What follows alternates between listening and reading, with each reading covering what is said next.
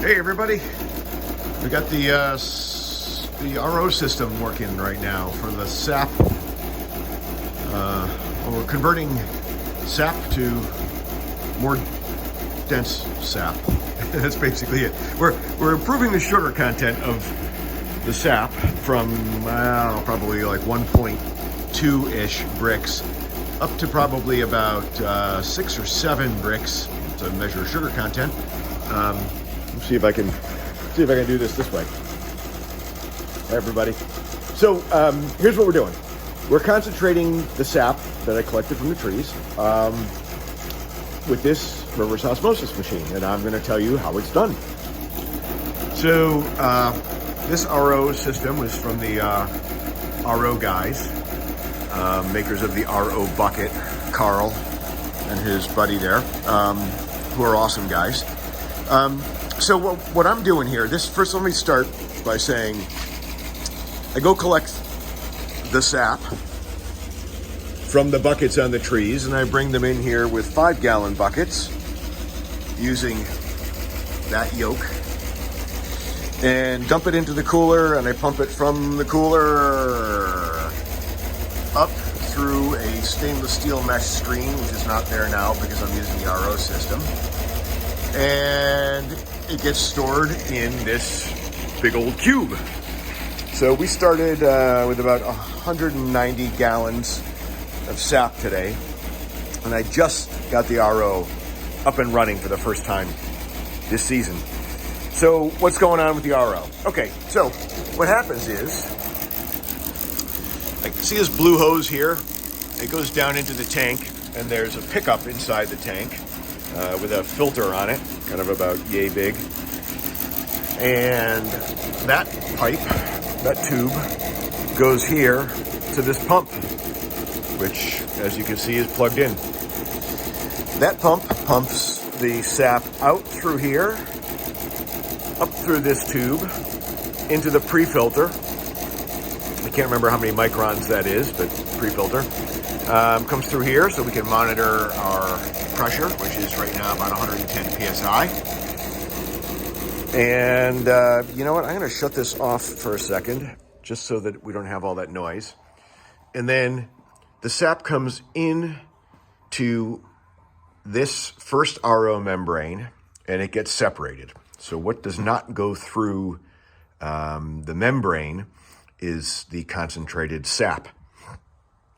And that comes out here, and it goes up into the next membrane. It goes through, and what does not go through the filter comes out here and goes up into the third membrane, and then it comes out here, and it goes through another gauge, which Carl told me I didn't need, and he's right, because it measures the same pressure as everything else because it's in the same system. Anyway, it flows through this T. I have a low pressure cutoff switch right here, so that if the tank goes dry, we don't keep running this bad boy and burn it out. So back to, where does the concentrate go? So the concentrate, which is the sap that has had some water removed, it goes through here, behind this pump, and then through the board. Where does that go? It comes out right here, and it goes into this flow gauge, cleverly labeled the concentrate flow gauge, and it has adjustable flow. And then it goes up through the flow gauge, comes out here into this red line, and that red line goes back into the tank.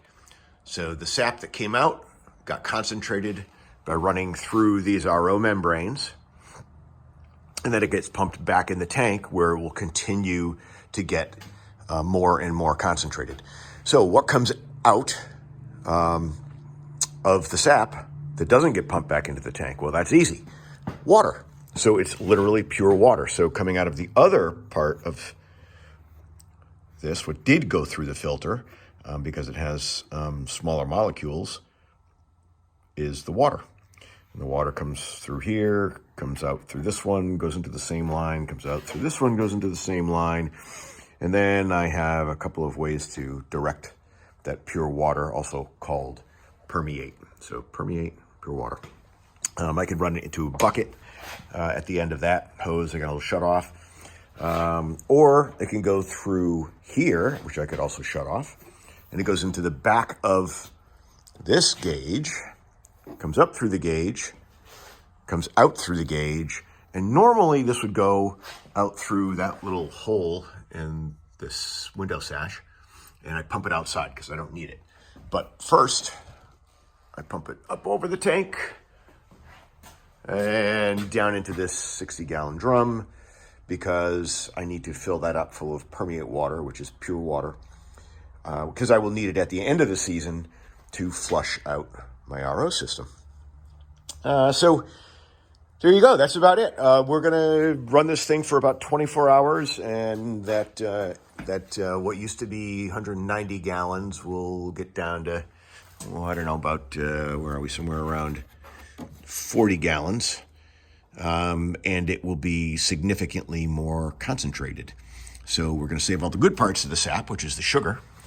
And that means we don't have to spend as much time boiling down. We don't spend as much energy. We don't burn as much wood. It doesn't take as much time.